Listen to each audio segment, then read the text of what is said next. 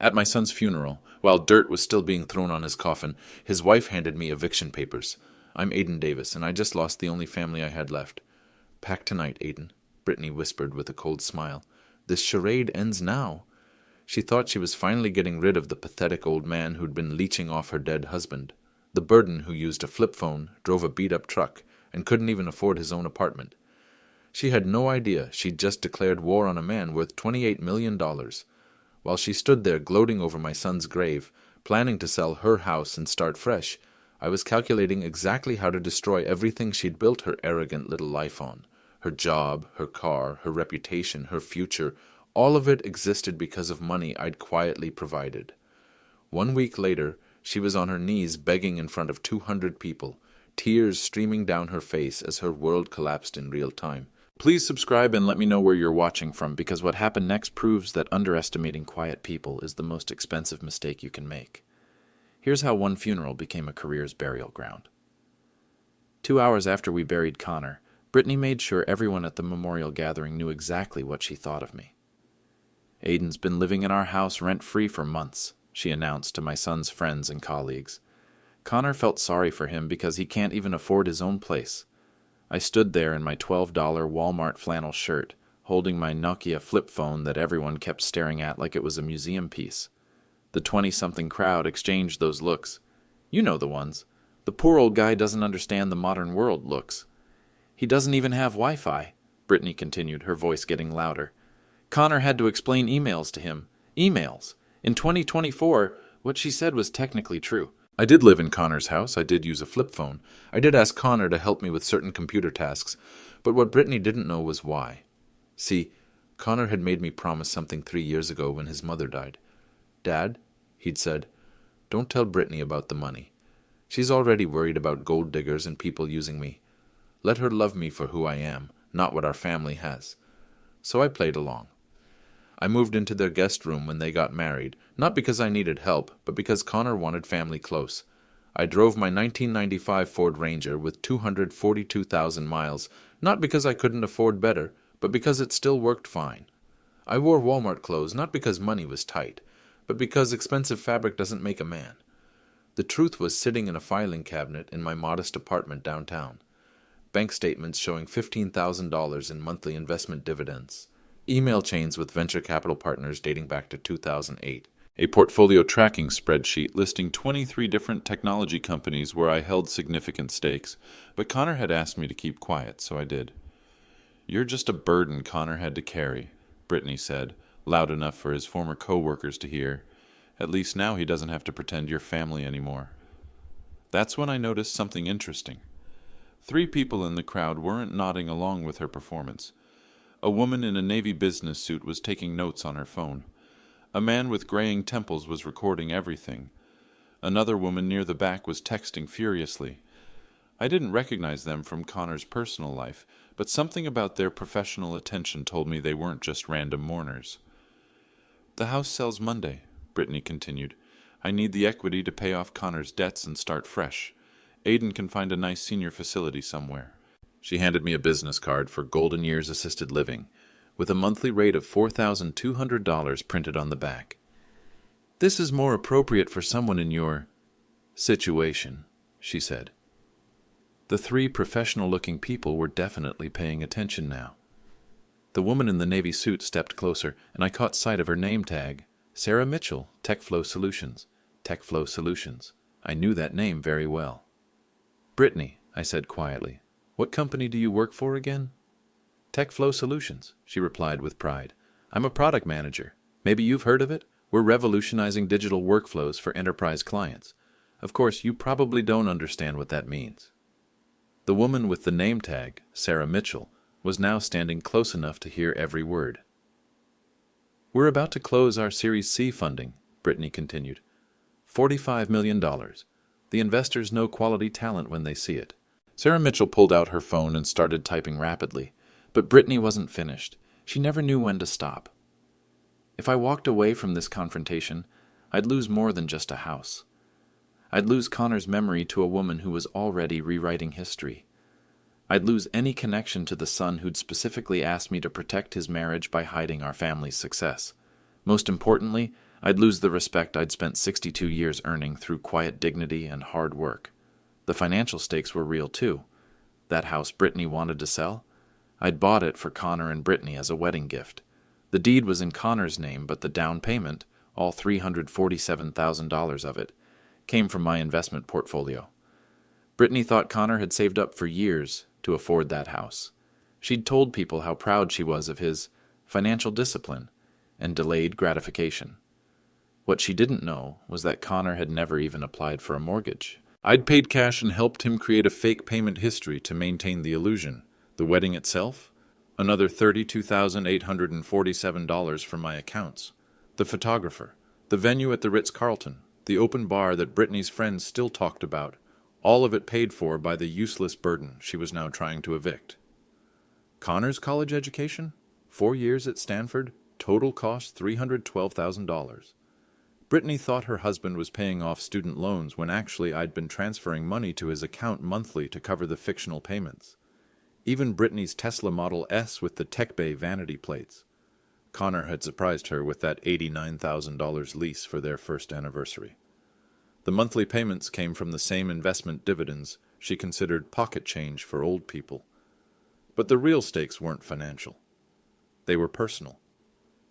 Connor always said you were dead weight, Brittany was telling his former co-workers. He felt guilty because his mom made him promise to take care of you. But she didn't realize how expensive old people could be. That was a lie.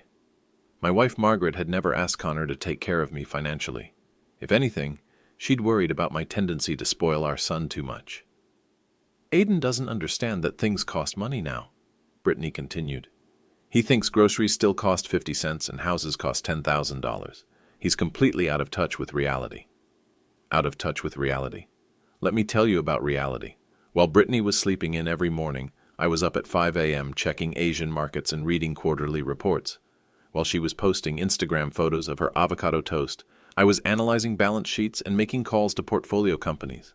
My out-of-touch flip phone received texts from CFOs, venture partners, and startup founders who needed quick decisions on bridge funding, expansion plans, and strategic partnerships. The Nokia 3310 that everyone laughed at. It was a deliberate choice. No distractions, no apps, no social media. Just communication with people who actually mattered in the business world. The reality was that I'd made my first angel investment in 2008 when Brittany was still in high school. While she was learning to drive, I was learning how to evaluate technology companies. While she was figuring out which college to attend, I was helping fund the companies that would later hire people like her.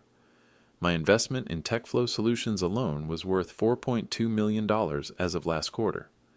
Their Series C funding round that Brittany was so excited about? I was the lead investor, though they knew me only as Silent Aiden, a reference to my preference for staying out of operational decisions. But here's what really bothered me.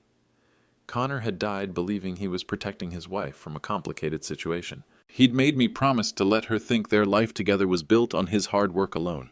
He wanted her to respect him for his character, not his family's money. Now she was disrespecting that character and dismissing the man who'd made it all possible. Standing there in my Walmart clothes, listening to her rewrite my son's story, I realized something important. Connor's request had been based on love, but it had created a lie. And lies, even well-intentioned ones, eventually cause more damage than truth. The woman from TechFlow Solutions, Sarah Mitchell, was still recording everything on her phone. 2 other people had joined her, both wearing the kind of business casual that screamed, "Startup executive." Brittany noticed them too, but misread the situation completely. "Oh, did you hear me mention TechFlow?" she asked them proudly. "I work there. Are you investors or something?" Sarah Mitchell smiled in a way that made my old poker instincts tingle. "Something like that," she replied. That's when I realized the memorial gathering was about to become much more interesting. "Actually, Brittany, we need to talk." Sarah Mitchell stepped forward, and suddenly the energy in the room shifted. The casual chatter stopped. Brittany's confident smile flickered. "I'm Sarah Mitchell, CEO of TechFlow Solutions." Brittany's face went pale, then bright red. "Oh my God, Sarah, I had no idea you'd be here. Connor never mentioned—" "Connor and I met several times," Sarah interrupted. "He was proud of his family, all of his family. The emphasis on all wasn't lost on anyone, especially not on Brittany." "Well, yes, of course," Brittany stammered. He's part of the family. Interesting, because from what I just heard, you called him dead weight. Dead silence. 47 people at Connor's memorial suddenly found the floor very interesting. I didn't mean it like that, Brittany said quickly. It's just... Aiden doesn't understand modern technology. He can't even use a smartphone. Can't? Or chooses not to? I pulled out my Nokia flip phone and held it up. This phone has never crashed, I said calmly. Never needed an update. Never run out of battery during an important call. When someone needs to reach me, they reach me. But it's so outdated, Brittany protested. How do you even function in today's world without apps or internet access? The same way I've functioned for the past 16 years of angel investing. Pin drop silence. Angel investing? Brittany laughed nervously. Aiden, that's not really... Brittany, Sarah Mitchell interrupted, how long have you worked at TechFlow? 2 years. I started right after college. And how familiar are you with our funding history? Well, I know we've had 3 rounds. Series A, B, and now C. Who were our major investors? Brittany looked confused. I don't really know the names. I'm in product development, not finance. I see. And in your role as product manager, have you ever heard the name Silent Aiden? Brittany shook her head. Silent Aiden is what we call our primary early-stage investor. He's been with us since 2018. Never interferes with operations. Never demands board seats. Just provides capital and strategic advice when asked. The room was so quiet you could hear the air conditioning humming. He funded our Series A with $2.1 million. Series B with another $1.8 million. For our Series C, he's committed $4.2 million. Brittany was staring at Sarah like she was speaking a foreign language. That's wonderful, Brittany said weakly. I'm sure Silent Aiden is a great investor. Oh, he is very hands-off, very respectful. The kind of investor who judges companies by their results, not their marketing presentations. That sounds ideal. It is, although lately I've been wondering about his investment criteria. Specifically, whether he evaluates the character of key personnel. Character? Brittany's voice cracked slightly. Well, you've been describing him as someone who doesn't understand technology or modern business. Someone who's a financial burden. Dead weight, I think you said. I didn't know you were recording. I wasn't recording for Silent Aiden. I was recording for our HR compliance files. HR compliance. TechFlow Solutions has a zero-tolerance policy for discriminatory language. Age discrimination specifically. The man with graying temples stepped forward. Kevin Brown, head of human resources, he introduced himself. I've been documenting this conversation as well. This is a private family gathering, Brittany protested. Work policies don't apply here. Actually, they do, Kevin replied. Your comments about age, technology competence, and financial capability could constitute hostile work environment creation if directed at colleagues. We take these things seriously. But I wasn't talking about colleagues. I was talking about Aiden, who, according to our CEO, is a major investor in our company. That's impossible. Look at him. He shops at Walmart. He drives a 20-year-old pickup truck. He uses a flip phone. And what does that tell you about his character? Sarah asked. That he's poor? Or that he's secure enough to not need status symbols? The third person in business attire stepped forward. Janet Wilson, Venture Capital Partners. I've known Aiden Davis for 14 years. Aiden Davis? Brittany repeated the name like she'd never heard it before. Silent Aiden Davis, one of the most respected angel investors in the Austin tech scene. Portfolio value approximately $28.3 million across 23 companies. Brittany looked at me like I'd just grown a second head. That's impossible. Is it? I asked quietly. Why? Because you're old? No. Yes, you don't act like an investor. How should an investor act? Rich, confident, with expensive clothes and a nice car, and like someone trying to impress people? Like someone successful? I am successful. I just don't need to prove it to strangers. Sarah Mitchell pulled out her phone. Aiden, would you mind if I called our CFO? I think there's something Brittany should hear. I nodded. She dialed a number and put the phone on speaker. Richard, Sarah here. I'm with our Silent Aiden investor and one of our employees. Could you confirm the current value of his TechFlow holdings? As of market close yesterday, $4.2 million. Why? Just a personnel matter. Thanks, Richard. She hung up and looked at Brittany. Any questions? Brittany's mouth moved, but no sound came out. That's when I realized Connor's secret had just died with him. I need some air, I said, stepping away from the stunned crowd. Brittany followed me outside, her heels clicking rapidly on the pavement. The three TechFlow executives hung back, but I could see them through the funeral home windows, still talking in low voices. Aiden, I don't understand, Brittany said, her voice shaky. If you have all this money, why did you let Connor support you? Why did you live in our guest room like you needed help? Because Connor asked me to. That makes no sense. Your husband was protecting you. From what? From feeling like you married him for the wrong reasons. I pulled out my Nokia and scrolled through the contacts. 43 names, each one representing a company, a partnership, or an investment opportunity. Names that Brittany would recognize if she understood how venture capital actually worked. 3 years ago, when Connor brought you home to meet me and his mother, you made a comment about gold diggers. You said you'd never date a rich guy because you couldn't trust their motives or anyone who came after them. Brittany's face went pale. Connor told me that conversation worried you so much that you made him show you his bank statements to prove he wasn't secretly wealthy. You said you wanted a normal life with someone who understood struggle. I remember that. So Connor asked me to hide our family's financial situation. He wanted you to love him for who he was, not what he could provide. But that's lying. Yes, it was. My phone buzzed. A text from someone named Sarah Techflow. The message read, "Can we talk Monday? Urgent board matter." I showed Brittany the screen. You have Sarah's personal number? I have all their numbers. The entire executive team, the board members, the major shareholders. Another text came in. This one from Janet VCP. Aiden, need your input on Q4 portfolio rebalancing. Coffee Tuesday? I don't understand, Brittany said. If you're this successful investor, why do you live in that tiny apartment downtown? Why don't you have a mansion or a yacht or whatever rich people have? Because I don't need those things. But Connor could have had those things. We could have had those things. Connor had what he wanted. A wife who loved him. A job he enjoyed. A house he was proud of. A house you bought for him. A house he earned by being the kind of man worth investing in. Brittany sat down on the funeral home steps, her head in her hands. I feel so stupid. You feel stupid? I've been pretending to be poor for 3 years. She looked up at me with red-rimmed eyes. Why are you telling me now? Because Connor's gone and the lie doesn't serve anyone anymore. And because I humiliated you in front of your business partners. That too. Another text. This one from someone labeled Richard CFO. Silent Aiden. Sarah mentioned personnel issue. Need guidance on quarterly review policies. Brittany Davis specifically. I showed Brittany the message. They're talking about me. They're talking about whether your behavior reflects TechFlow's values. What does that mean? It means your job might be in jeopardy. They can't fire me for what I said at a funeral. They can fire you for demonstrating poor judgment and discriminatory attitudes.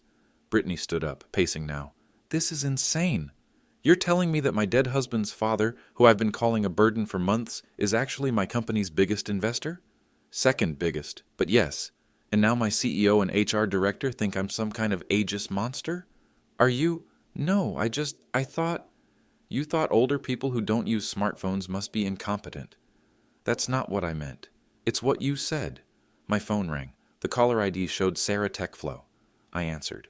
Aiden, sorry to call during such a difficult time, but we need to discuss Monday's all-hands meeting. All-hands meeting? We're announcing the Series C funding. The investors will be introduced to the full company, all 237 employees. I looked at Brittany, who was listening to every word. Will that be a problem? I asked. Not for us, but you might want to prepare for some reactions. Reactions? When people realize that Silent Aiden is Aiden Davis, Connor's father, Brittany's father-in-law. Brittany's eyes went wide. I see.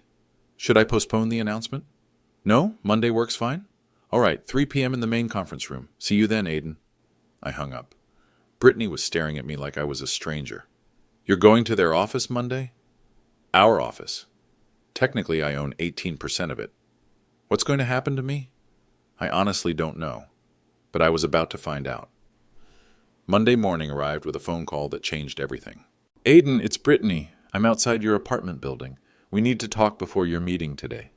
I looked down from my third-floor window and saw her Tesla parked in the visitor spot, hazard lights blinking. Come up, apartment 3B.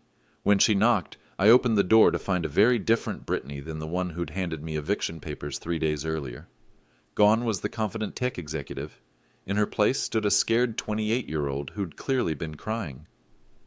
"I've been thinking about everything," she said, walking into my modest living room. "About Connor, about the money, about what I said." She stopped when she saw my filing cabinet. "Is that where you keep the investment records?" "Some of them." "Can I see?" I unlocked the top drawer and pulled out a thick folder labeled Portfolio 2024. Brittany opened it and started reading. Bank statements, investment summaries, quarterly reports. Her hands were shaking. $28.3 million, she whispered. "This is real." "It's real. Connor knew about all of this?" "Connor helped me track some of the newer investments. He had a good eye for emerging markets.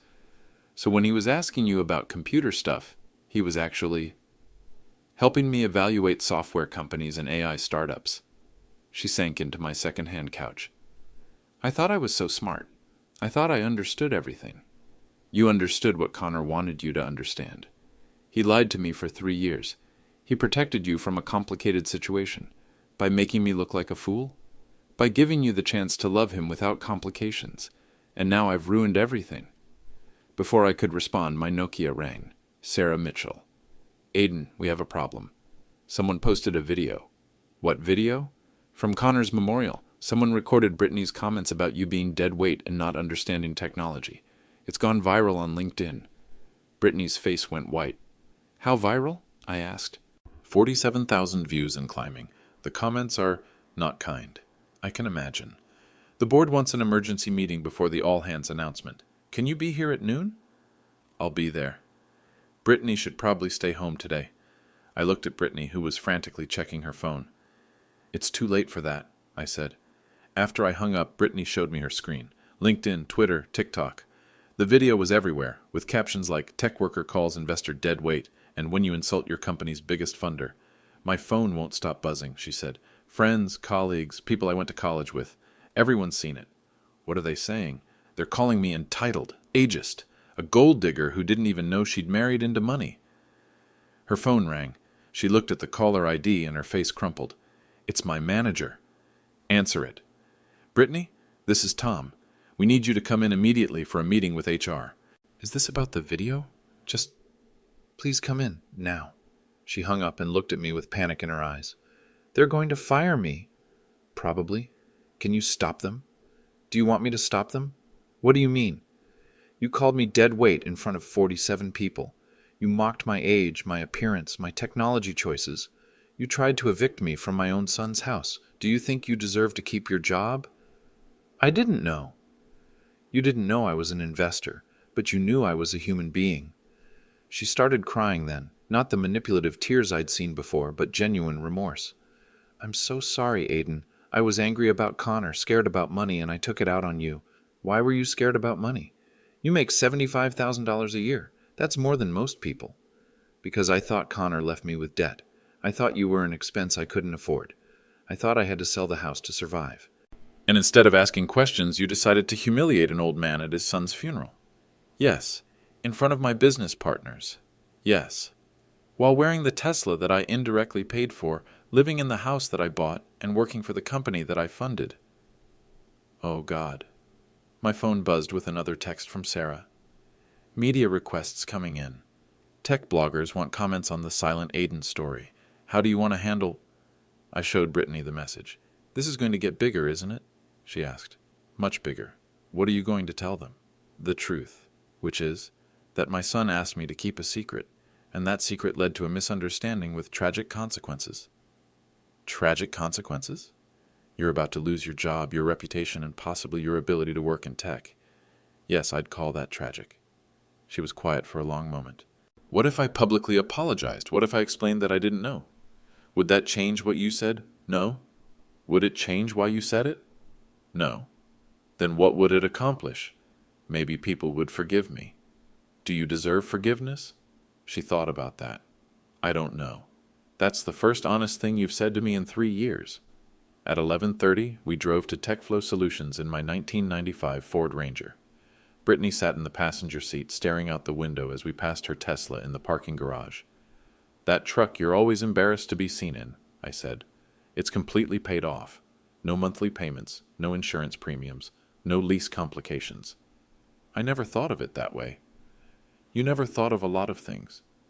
When we walked into the TechFlow lobby, 237 employees were about to learn that their company's mysterious silent Aiden investor was the man they'd been watching get humiliated on social media for the past 6 hours. And Brittany was about to face the consequences of forgetting that respect isn't about age or technology or status symbols. It's about basic human decency.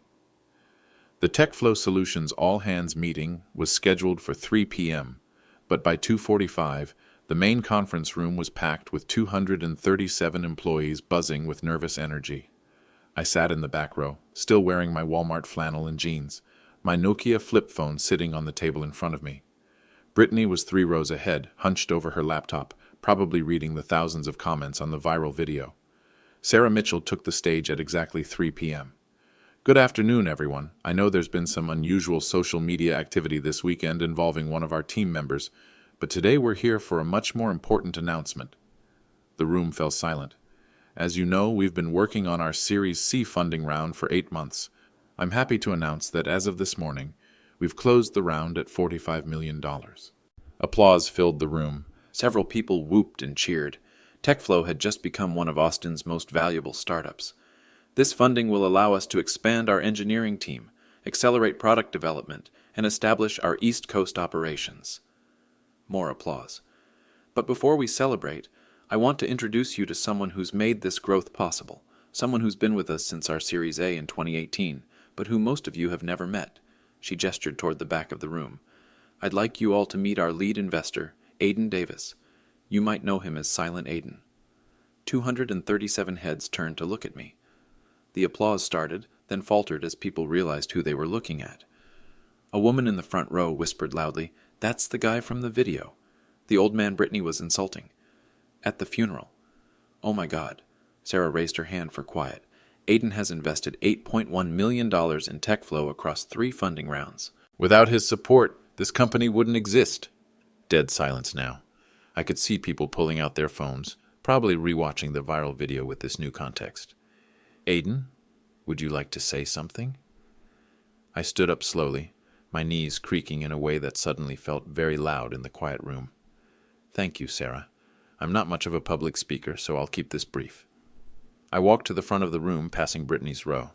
She was staring at her laptop screen, unable to look up. 6 years ago, Sarah and her co-founders pitched me their idea for enterprise workflow automation.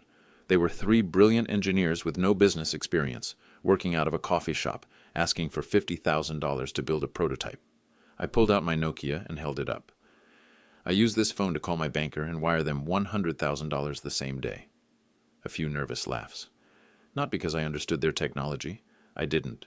Not because I was sure they'd succeed. Startup failure rates are terrible. But because I recognized something in their approach that reminded me of my own early days in system analysis. I looked around the room at faces that ranged from curious to embarrassed to fascinated. Over the past 6 years, I've watched TechFlow grow from 3 people to 237. I've watched your revenue grow from $0 to $12 million annually. I've watched you solve problems that companies like IBM and Microsoft couldn't crack.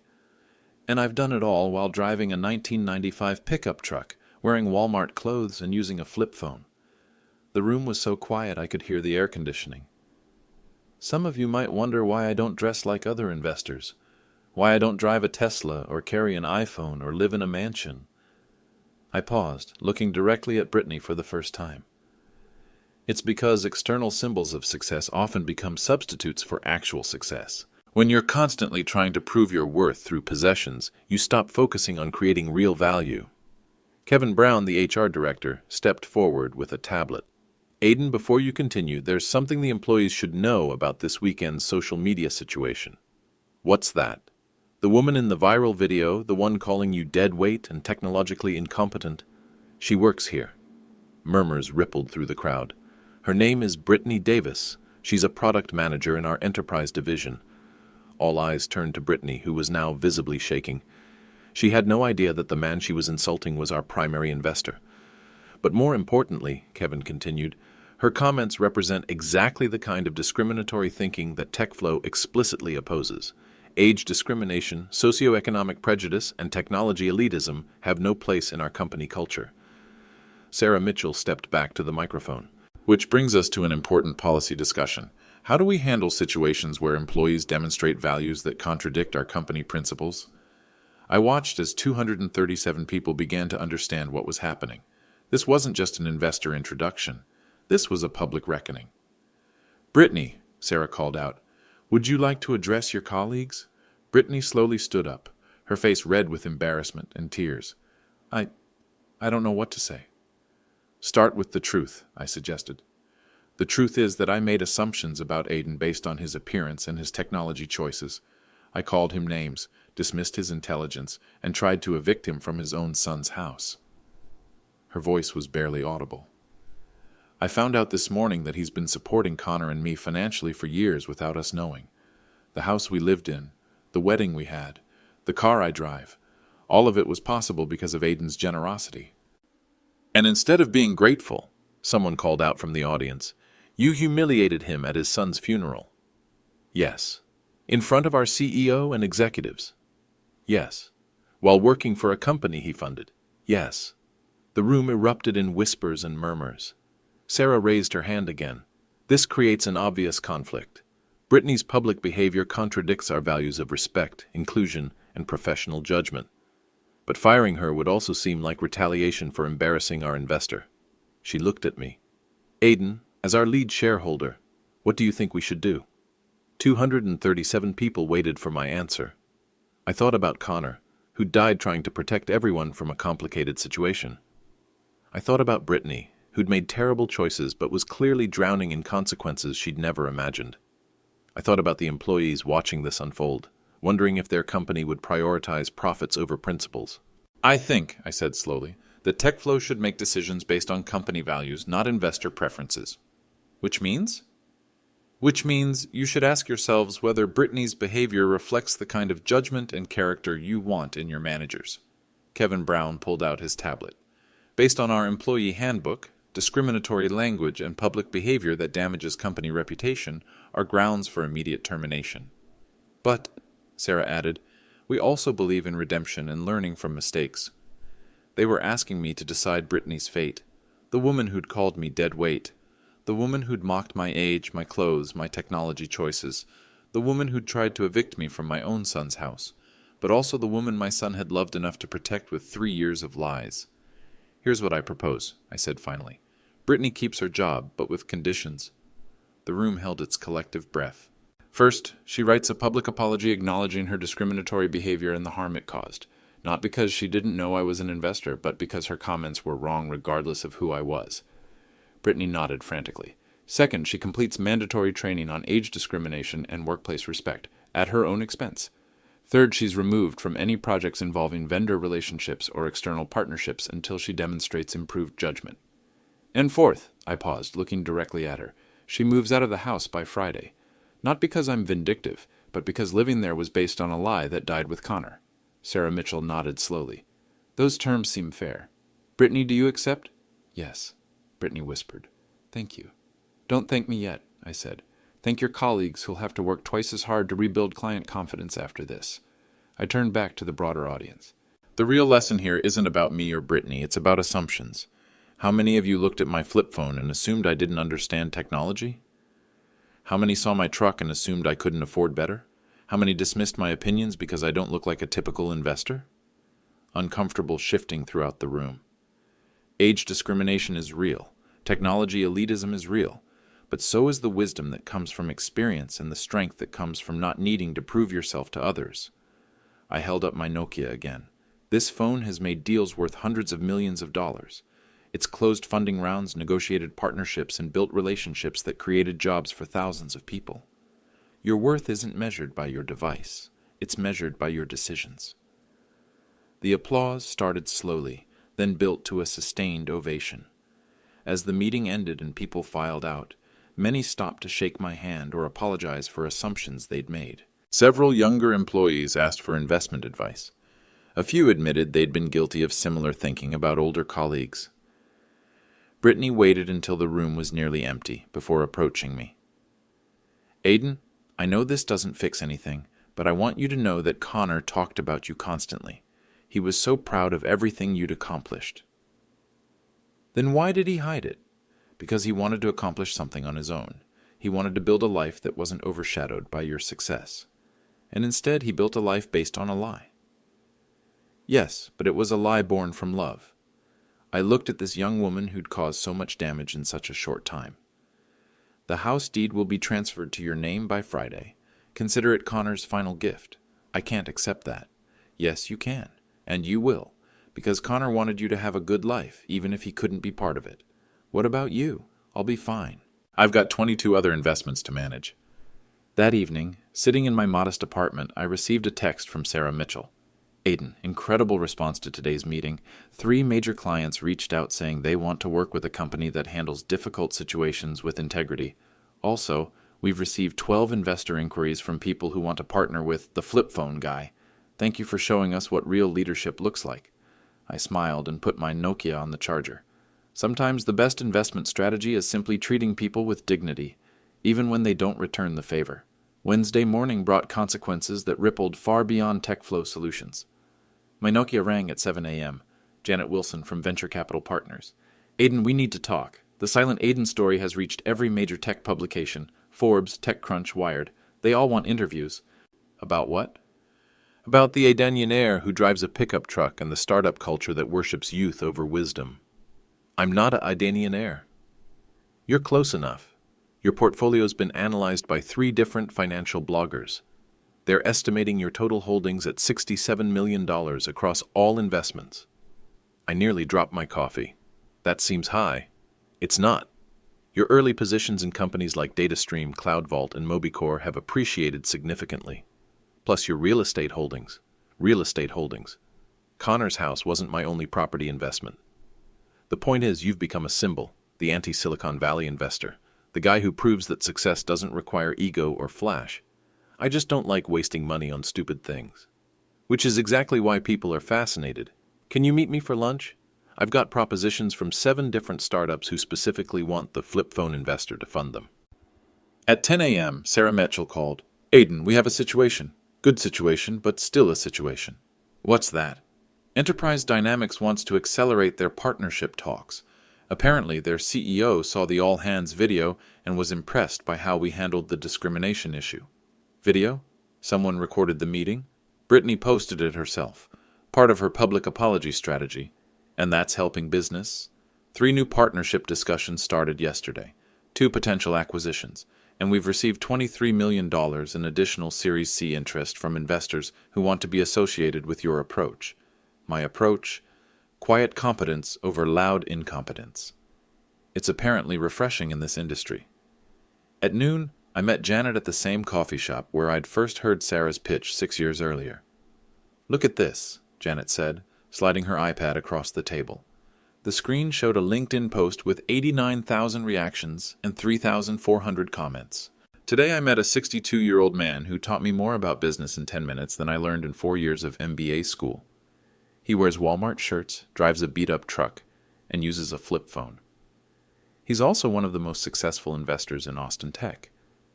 Maybe we should stop judging people by their devices and start judging them by their decisions.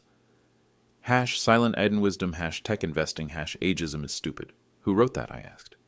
Marcus Thompson, VP of Engineering at DataStream, one of your portfolio companies. She scrolled down to show more posts. The flip phone investor who everyone mocked just funded our Series B. Sometimes the most powerful people are the quietest ones. Met Silent Aiden today. Dude explained market dynamics in terms my grandmother could understand. Also happens to be worth more than most VCs I know.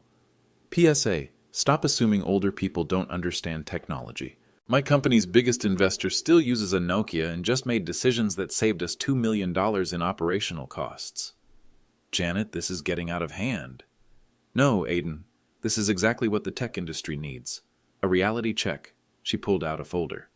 7 startups have requested meetings this week. All of them specifically mentioned wanting an investor who values substance over style. What kind of companies? AI-powered elder care, simplified technology interfaces for seniors, digital literacy education, sustainable manufacturing, all companies that align with the values you've accidentally become known for. Accidentally? Humility, Practicality, long-term thinking, respect across generations. You've become the anti-VC. My phone buzzed. Text from Richard, TechFlow's CFO. Aiden, board meeting Friday to discuss expansion plans. Also, can you recommend other investors with your approach? We're getting calls from potential partners who want to work with silent Aiden types exclusively. I showed Janet the message. You've started a movement, she said. I've started nothing. I just acted like a decent human being, in an industry that often rewards the opposite. That afternoon, I drove my 1995 Ford Ranger to the TechFlow office to sign some paperwork. In the parking garage, I counted 12 different luxury cars with personalized plates like Disrupt One, Unicorn, and Exit Squai. Next to them, my dented pickup looked like a relic from another era. But inside the office, 3 different employees stopped me to say thank you. For what? I asked. For showing us that success doesn't require arrogance, said Maria, a junior developer. My grandfather worked in manufacturing for 40 years. He's brilliant, but people dismiss him because he doesn't use smartphones. Your story reminded me to call him for advice on a problem I've been stuck on. For proving that experience matters, said James, a product manager. I've been afraid to speak up in meetings because I'm not the youngest or the most tech-savvy. But if a guy with a flip phone can fund our company, maybe my ideas have value too. For handling Brittany's situation with class, said Sandra from HR. You could have destroyed her. Instead, you gave her a chance to learn and grow. That's real leadership. As I walked to my truck that evening, I realized something important. Connor's secret hadn't just protected Brittany from feeling like a gold digger. It had protected me from feeling like my worth was measured by recognition or status. For 3 years, I'd lived simply and quietly, making decisions based on values rather than ego. And now, ironically, that approach had made me more visible and influential than any amount of wealth flashing could have achieved. Sometimes the greatest power comes from not needing to prove you have it. Friday afternoon, I received the call I'd been expecting. Aiden, it's Brittany. I'm packing the last of my things. How are you handling everything? Better than I deserve. Sarah gave me a 6-month probation instead of firing me. The training program starts Monday. And the public response? Mixed. Lots of people calling me entitled and privileged, but also some support from people who've made similar mistakes. I could hear boxes being taped in the background. The house feels different now, she continued. I keep finding things Connor never told me about. Investment newsletters, business books, printouts of startup pitch decks with your handwritten notes. He was learning the business. He was trying to become like you.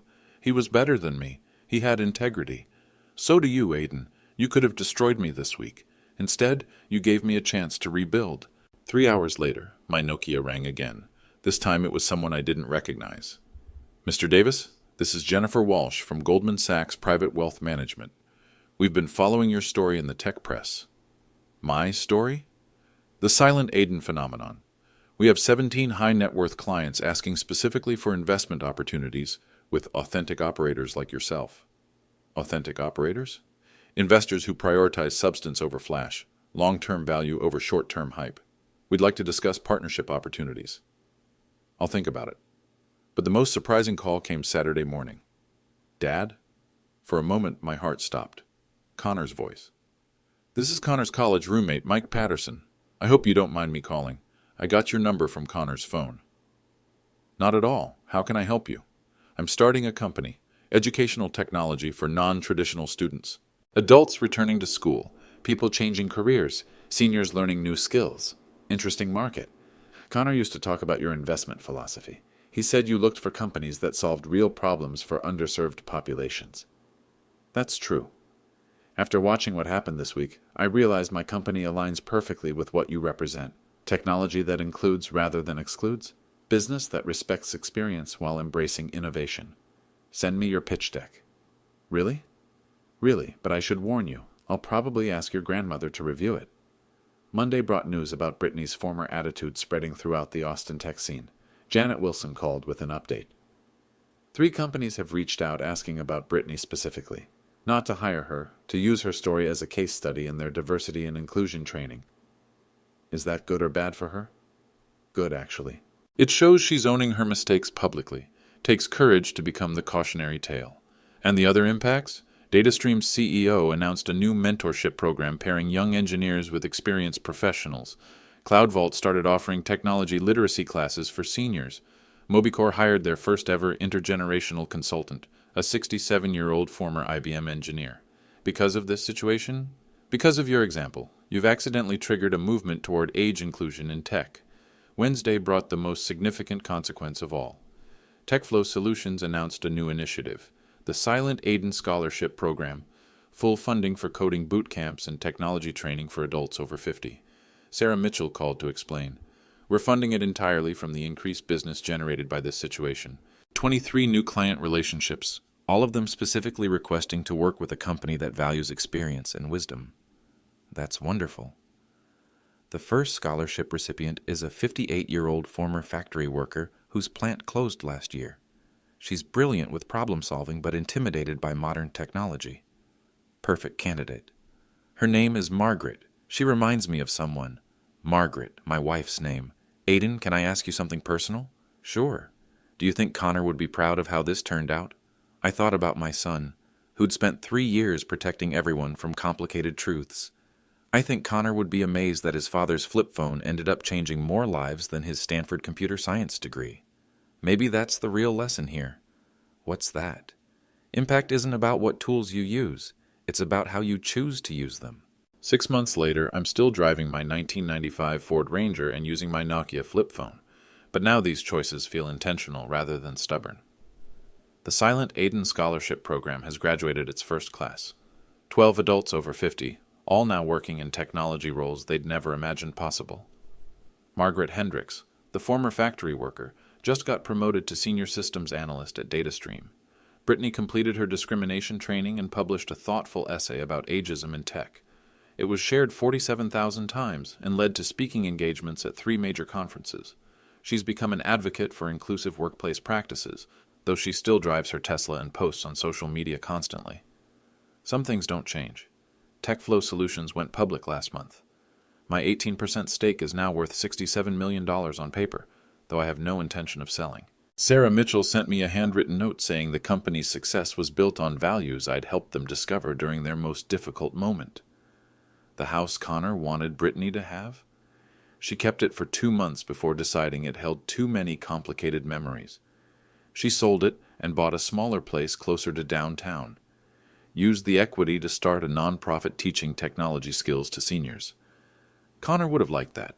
I've started accepting some of the interview requests, but only to talk about the importance of looking beyond appearances and respecting experience. 3 universities have invited me to speak about investment philosophy. My message is always the same. Judge ideas by their merit, not by the age or appearance of the person presenting them. My apartment is still modest.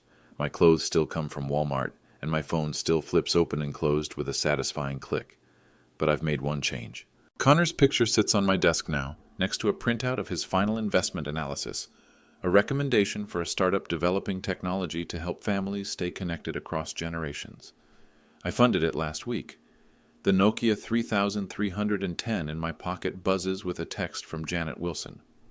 Aiden, new company wants to meet.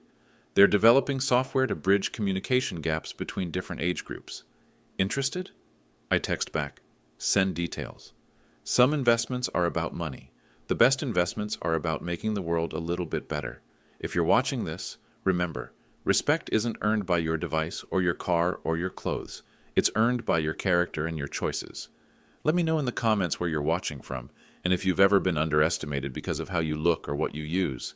Sometimes the quietest voices carry the most wisdom.